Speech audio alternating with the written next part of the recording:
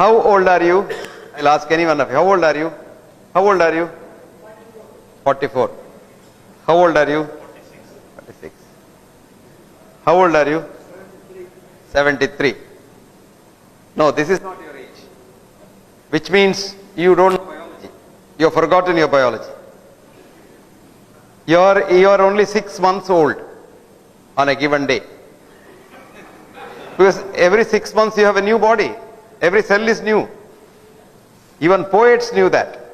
Auden so beautifully wrote, no man can get into the same river twice. Go home and think about it. What you are saying is your chronological age. Now every cell in your body is new at the end of 6 months. But your mind, that is your thought process, your consciousness, keeps telling that new cell, I am 74 years old, I am 73 years old, I am 46 years old, I am 28 years old. And then that memory gets held on and the cell thinks it is 74 years old. Did you understand that? So you are as old as you think you are. Of course, women are slightly younger than their rivals. That's the difference. That's a different thing. That's the definition by, slightly different definition. Now, I was asked to speak or lecture in honor of this great man sitting here, Professor P.C. Thomas. He was described as a good teacher. Who is a good teacher? A good student is a good teacher.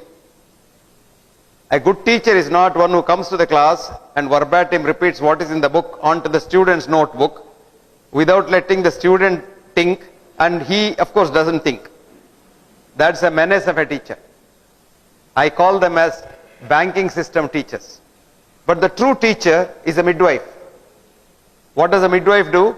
She stands by the side of a pregnant mother in pain, coaxing her, cajoling her, empathizing with her, sympathizing with her, provoking her. Who delivers? The mother. In the class, the teacher delivers. No, you should not deliver. Because if you know biology again, on the day you are made in your mother's womb, not on the day you are born, that little speck of you, today you may be 70 kilos. That day, do you know how heavy you were? Roughly, how heavy you were? That is today. No, when you were made in the mother's womb, you were a zygote, you know zygote, which is a combination of a mother's ovum with the father's spermatozoon, a speck of protein which weighed 0.000000000000001 gram. I'm not joking, I'm seriously telling you. But that one speck of protein knows and knew all about this universe, posteriori and priori. Because there are no two zygotes alike in this universe. If you want to be unique, you should know everything else. Supposing you want to come here with a white shirt and you don't want others to wear a white shirt, you are a unique white shirt man, you should know what shirts and trousers the others are wearing. So that is why the thinker said, no man or a woman can teach any man or a woman what he or she already does not know. So what is education? Educe, E-D-U-C-E, in Latin means bring out, deliver. So you deliver the best in man. So education or teaching is trying to get the best out of the student. And that is a good teacher. That is why P.C. Thomas is a good teacher. And he is 73, but he will not die. Do you know why? Because he loves the younger generation and wants to do good to others. Did you get that? Because you are here for others' sake. Now I'll take you a little further in biology. Fish biology also is the same. Biology does not have a science. Did you know that? You all thought it's very scientific. You're talking of science. I've written papers. I'm a PhD. And I saw some papers there I was reading. And this is not science. What is science? Any definition of science that you want? Science is a method.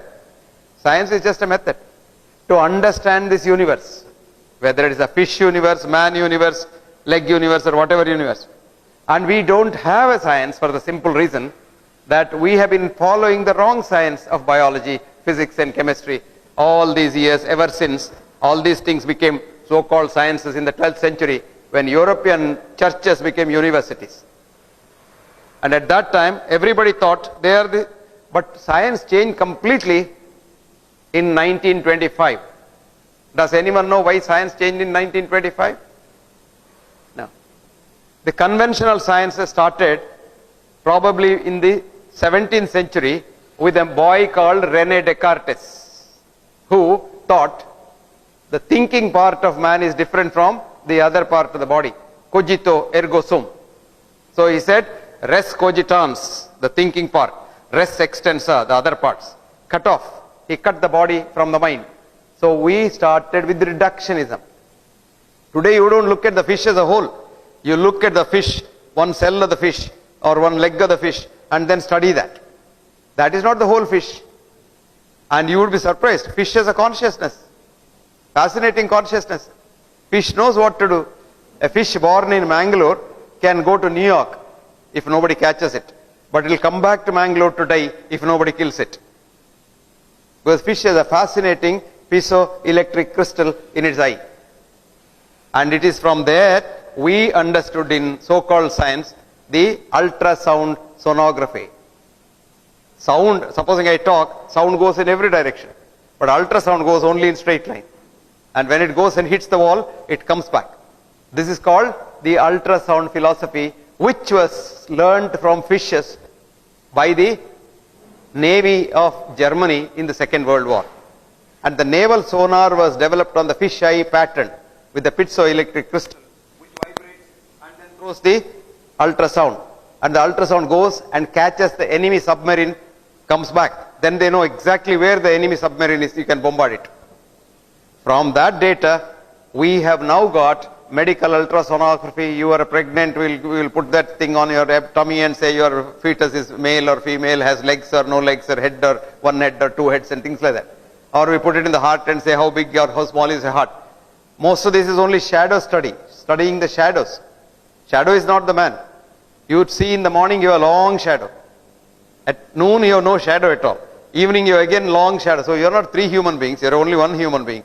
But we doctors depend on the shadows and treat patients. We don't treat the human beings, we treat the reports. This is where science has come now. Now what is then science then? The true science is trying to understand this universe, which the understanding has changed now.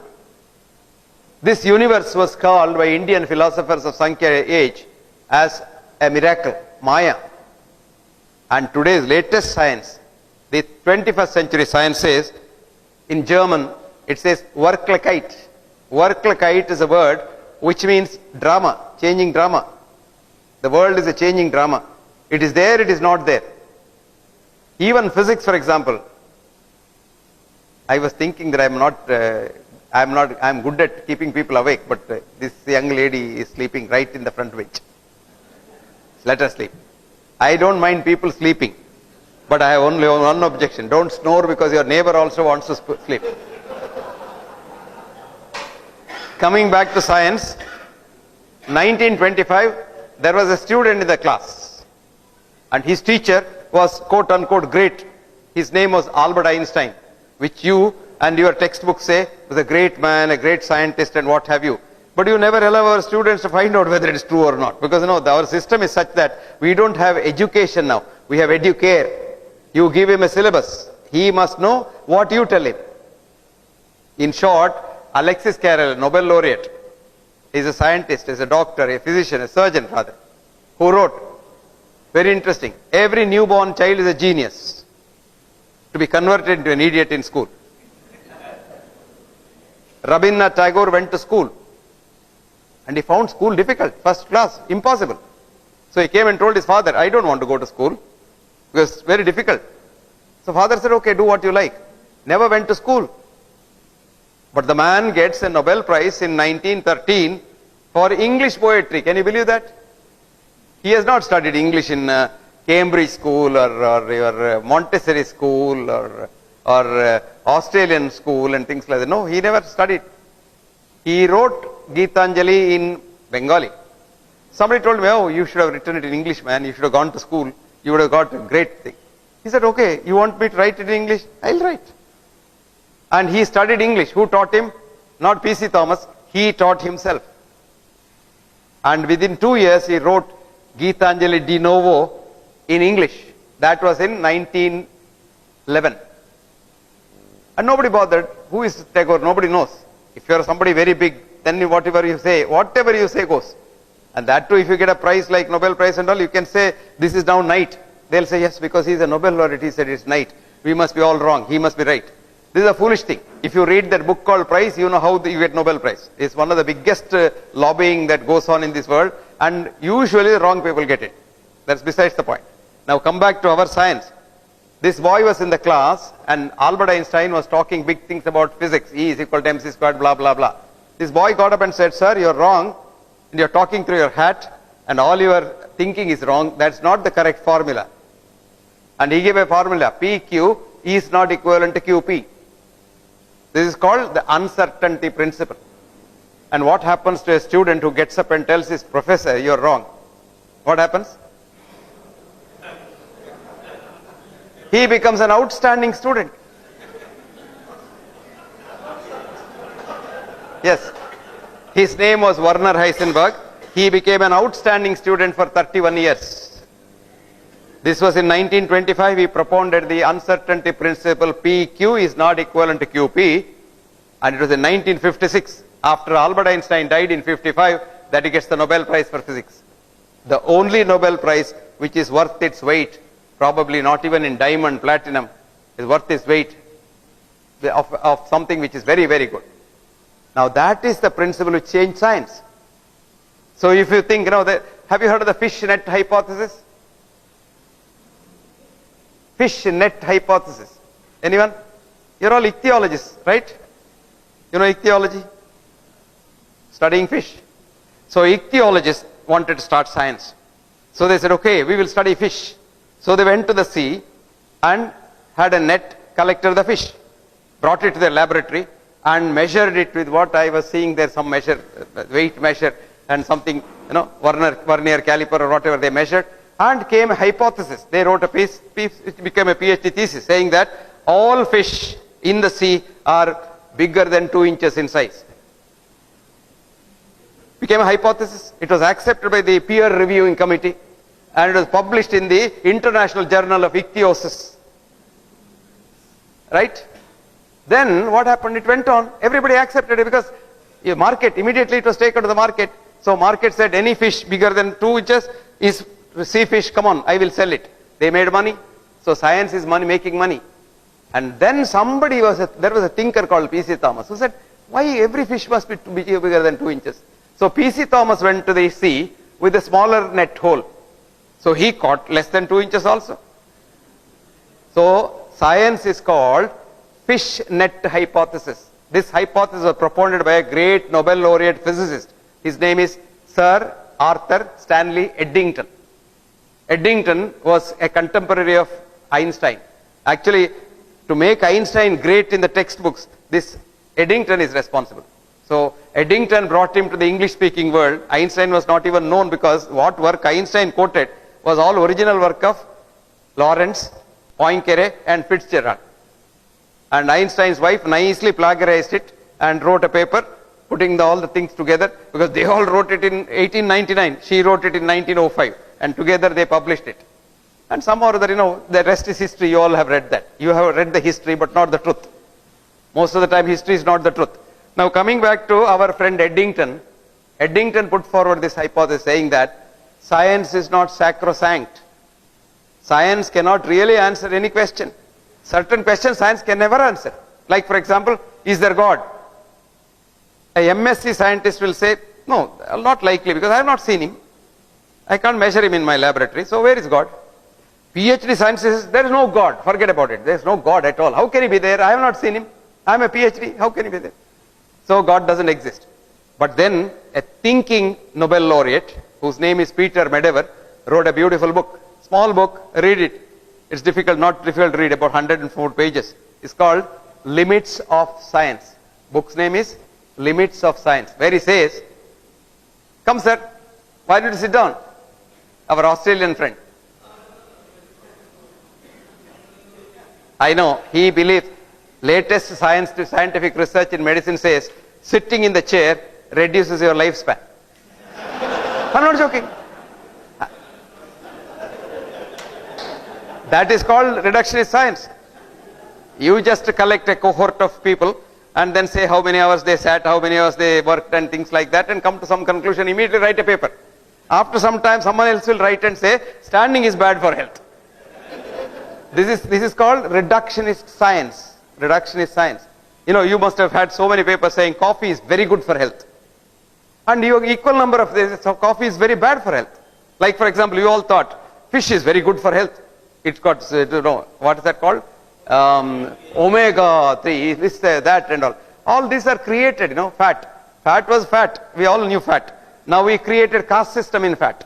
Saturated fat, unsaturated fat, semi-saturated fat, polyunsaturated fat, omega fat, this fat, that fat. All fat is no good or good. Actually, the man who did this study of fat and health, the first man, his name is Ansel Keys. Ansel Keys was given $110,000 to find out the relationship between fat and heart disease. So Ansel Keys he went to Australia, he went to Malaysia, he went to India, he went to Japan, he went to USA, studied groups of people, and then put it together in a XY graph. That's what you do, no? One X here, this fat here and heart attack here. It was not a straight line.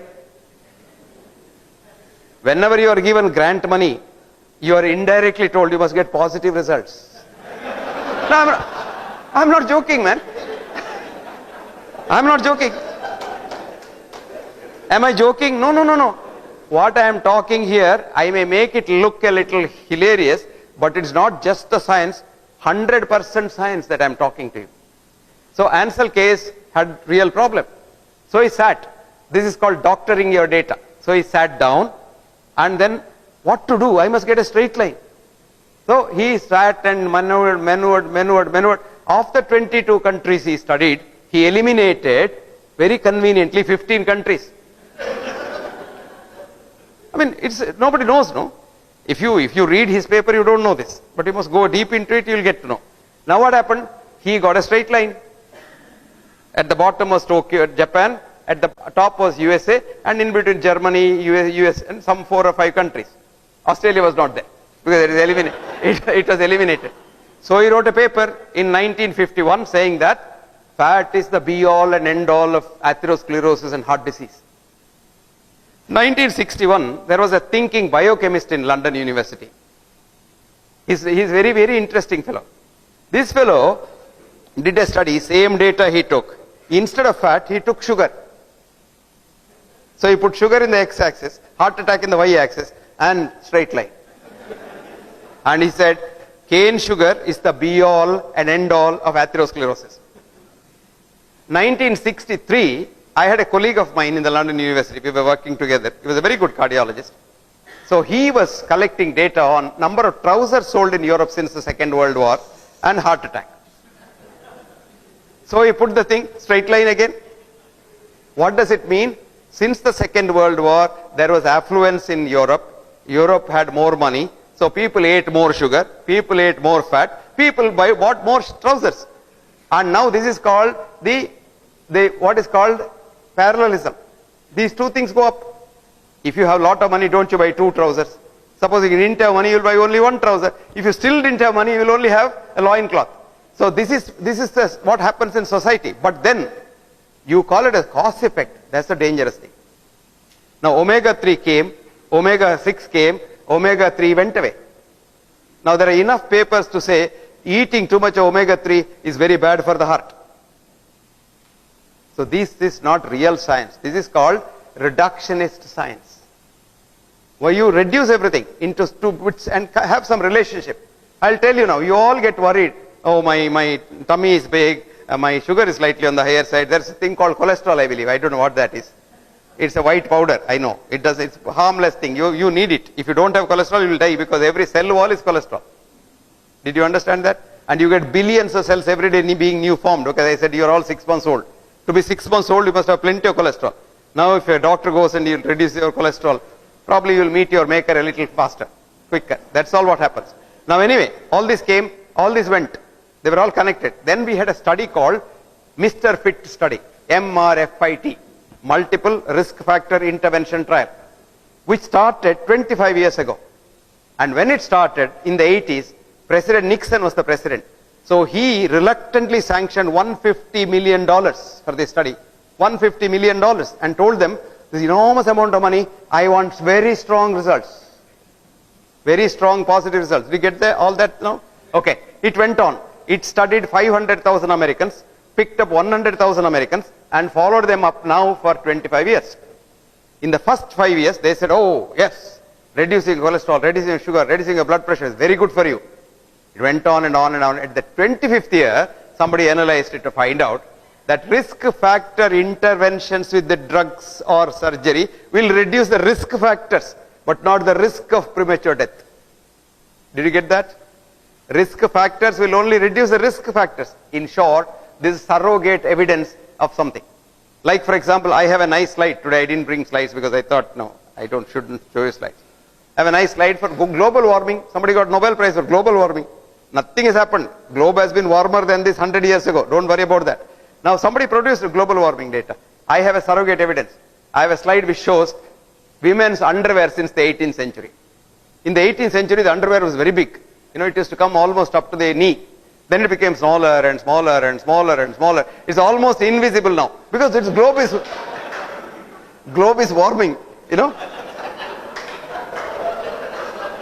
What is that called? Surrogate evidence. And the MRFIT study showed that at the end of 25 years, intervened people died more than the not intervened people. Did you get that? Whose blood pressure, sugar, everything was tightly controlled with drugs. They were not there, but the others were there still. It's like Yale University kept a record of their gold medalists in athletics. The gold medalists were not there after 50. The silver medalists were still there up to 60. The bronze medalists were running till 70. And the also rans were there 80, 90 and all. You will be surprised. A study was done in French nursing homes. Nursing homes in there doesn't mean in the Indian concept of nursing home. Nursing home is old age home. And there were ladies 80, 90 years old. They had cholesterol 800, 900 and all. So the study said, if you have very high cholesterol, you live long. Which is true actually, which is true. So friends, this is a science that we are talking about. That's called the science of fish net hypothesis. So Peter Medawar wrote, science cannot answer questions because science is not holistic. Science is not designed to answer such questions. Science can say, how big is the fish? Why is the fish in the sea? Why is some fish not in the sea? Why are some fishes in the river? Science doesn't answer. Where is God? Science doesn't answer. So he says, science is only designed for a particular purpose. Like for example, railway engine is designed to run on a railway track. Supposing you go and say, I want this railway engine to fly like a plane, it can't do. So a question is, can science answer God? No, because it can't. It's not designed to answer God. So science, don't think science is the end of everything. Actually, I would recommend you a good book. It's called Against Method. What's the book's name? Against Method. Our professor from Bombay must read this. Because he is teaching science. So, Against Method. This is written by a man called Peter Feyerabend. F-E-Y-E-R-B-E-N-D. Otherwise, he'll make a mistake in the spelling. F-E-Y-E-R-B-E-N-D. Feyerabend, Paul, he was the professor of science philosophy in the London School of Economics. It's one of the famous schools. And there, science philosophy is a very big department. It was dominated for about 30 years by a great thinker called Karl Popper. Have you heard of Popper? P-O-P-P-E-R? Karl Popper dominated London School of Economics for 30 years, followed by his student, Feyerabend. And Feyerabend so beautifully writes. He says, all the ills of the 21st century world are due to the so-called science's superiority, supremacy over all other whites of human thinking. Today you think anything is scientific. What is scientific? Going to moon is scientific, right? Right? Right. Of course, we didn't go to moon. We went to Mars. That doesn't matter. That's because PQ is not equivalent to QP. 2 into 3 may be 6. But 3 into 2 need not be 6 in real science. But you teach the student 2 into 3 is 6. 3 into 2 also is 6. That's called absolutist mind. We develop a student of an absolutist mind, one track mind, like a tunnel vision, like a horse. What we need is a multivistic mind. You have to take all things into consideration. Even that is no good. There are some schools which teach you multivistic school, but not good enough. The real wisdom is, you must have wisdom. That is, you take absolutist, multivist, and think yourself and then come up with your own solution. That's called wisdom. So friends, knowledge is not wisdom. Knowledge dwells in heads replete with thoughts of other men, but wisdom dwells in heads attentive to their own. Knowledge is so proud, I know so much. No, I am a PhD, I am this, I am MD, but wisdom says, I don't know much. Wisdom is so humble because it knows no more. Knowledge and wisdom, far from being one, have nothing in common at all. The wiser you are, the humbler you become. And that's Indian education. Indian education says, Vidya dadati vinaya. You become humbler and humbler. The humbler you are, more educated you are. But today, education gives you arrogance. Degree. This all the Western thoughts, we are taking it and fully imbibing it and saying that's the right way to do it. No, there are other ways to do it also. So coming back to our point, fish for health. I am supposed to talk on health. Now I have defined fish, now I have to define health. Then only I can say, well, what is for what. What is health? What's your idea of health? You have all heard. Alta, this thing of the WHO. It's absence of physical, mental, spiritual, environmental, this, that, all kinds of absence of this. No disease at all is called health. No, there is no human being from birth to death who has no disease. If I now scan all of you for a cancer cell, each one of us, including me, will have not one cancer, at least about 10 cancers to 100 cancers. But they don't become cancer disease. They are cancer cells. Today what do? Get every woman, take a cervical smear and say, oh, dysplastic cell. This may become a cancer. This is called predicting the unpredictable linearly. Did you understand? Linearity doesn't work in science, in universe. Universe is non-linear. How can you linearly predict? You can have a cancer cell in the cervix and the woman can live 100 years. You may not have a cancer cell in the cervix. The woman may come down with a very bad cancer in 1 year. Both are possible. And this is possible because the predictions to the future are not scientifically correct. Why go that far? Take your weather prediction. You think it is very scientific, no? Mangalore is supposed to have rains today. Did you see yesterday's prediction? Go out and see whether it's raining. It won't rain. Kobe in Japan had the best supercomputer. But before that huge thing, an earthquake happened in Kobe which killed thousands of people. Even seconds before that, the nearest meteorological laboratory had no inkling into that. If you really want to know how you can't predict the future, please write down. You're writing one? Right. Predicting the unpredictable future. Predicting the unpredictable future. Did you write that? The author's name is Firth, William Firth. Firth, F-I-R-T-H-W-J. And the journal is, this you can get free on the internet. Journal is called British Medical Journal, BMJ.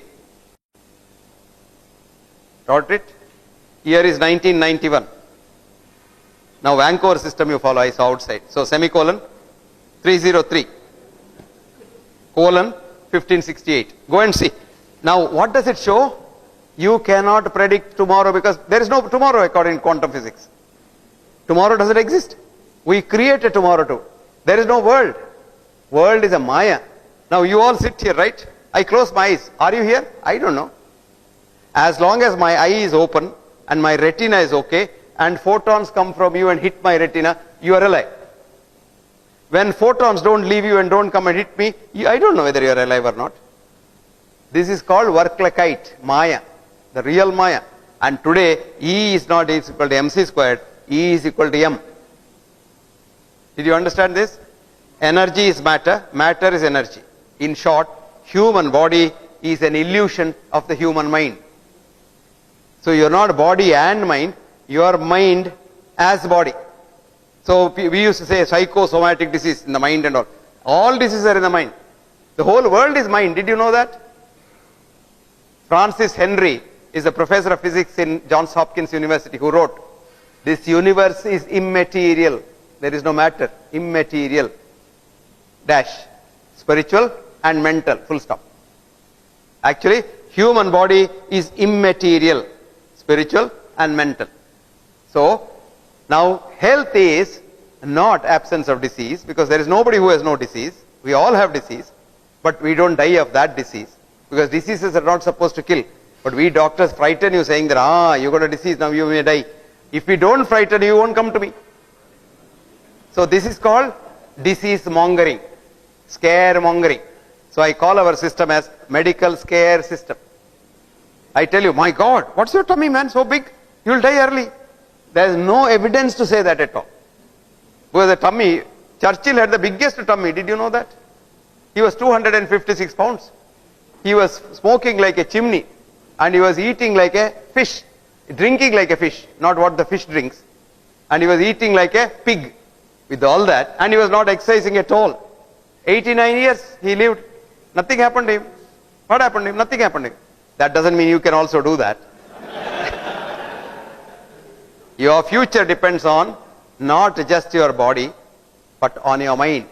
I always tell people, it is not what you eat that kills you, whether it is fish or omega. It is what eats you that kills you.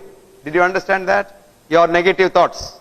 So Ayurveda so beautifully says this: Krodha, Shokha, Bhaya, Ayasa, Viruddhanna Bhojana, Taponalan, Katva, Amla, Kshara, Lavana, Tikshnoshnati, Rakta, Pitta, Prakopayat. All diseases come because of the mind. And today modern medicine says the diseases originate in the mind, develop in the mind, and probably die in the mind or kill you in the mind. And there's a beautiful book written by a Nobel laureate girl, young lady, who got a Nobel Prize when she was still a postdoc, and her name is Candace Pert. And Candace writes this book called Molecules of Emotion, because it's Candace who first showed opiate receptors outside the brain, showing that every cell has a mind, which I call as membrane. In the cell membrane there is a brain, membrane, and that has an antenna, integral membrane protein, because the cell is hygroscopic, but the integral membrane protein is a whole, and there is an antenna. So when you get the universal consciousness come and tickle that, you become born. When that leaves it, you die. In short, human body, human being is like the picture of the television box. The television box, you see the picture of maybe Hema Malini dancing. Hema Malini is not in the box. The energy of Hema Malini's vibrations are caught in the antenna. Now you switch it off, Hema Malini dies. You go to the next room, another television, switch it on, Hema Malini is born there. Human being is like that. On the day you are a zygote, when you are single cell, I told you what is your weight. The antenna gets the universal consciousness, which gives you all the information in the world. You are born. The day it leaves, you are dead. In short, this body is not, you are not inside this body. This is like the television box. You are not inside the box, but your energy is inside the box. So human body is energy. So now what is health then? The latest definition of health is enthusiasm to work.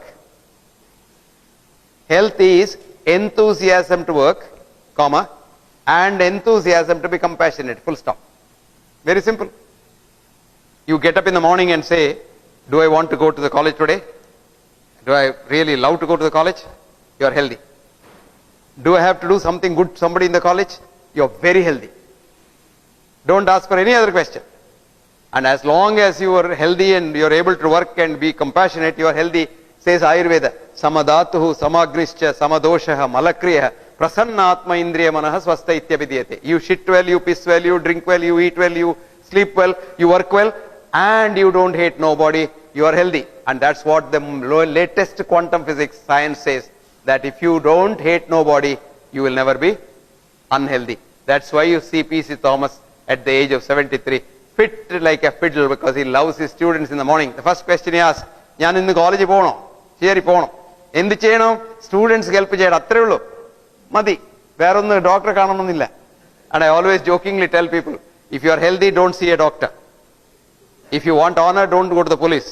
And if you want justice, don't go to the court. If you are not well, you go to the hospital, because we doctors have a formula from our father, Hippocrates. Cure rarely. When I tell the truth, you laugh. When I don't tell the truth also, you laugh. cure rarely, comma, comfort mostly, comma, but console always, full stop. Now I'll explain that. Cure is a word which has no meaning in medicine because cure in the Oxford Dictionary says bring back to the original state, which is not possible at all in any disease. Even common cold, you have common cold, millions of your nose cells are dead, replaced by fibrous tissue. Can I bring it back? No. Comfort mostly. What is your job? Your pain, I can relieve it. Your breathlessness, I can relieve it. You can't breathe, I can make you breathe. You can't shit, I can make you shit. You can't piss, I can make you piss. I can't do nothing more. Now if you can't do, I can't do anything, you have a cancer, I can't treat, I can console you. After all, you say, why are you worried? What is death? Death is not the end of life. That is only a part of life. And supposing, let us say, God forbid, you won't die of this disease. Supposing you die, so what? You will either go to hell or heaven. That's where you wanted to go. Heaven is where you wanted to go, and you're a good man, you'll certainly go to heaven. Perchance God has not, St. Peter has not kept his books right, correct. You go to hell, so what? So many of your friends are there. You're enjoying life there. This is called consoling somebody.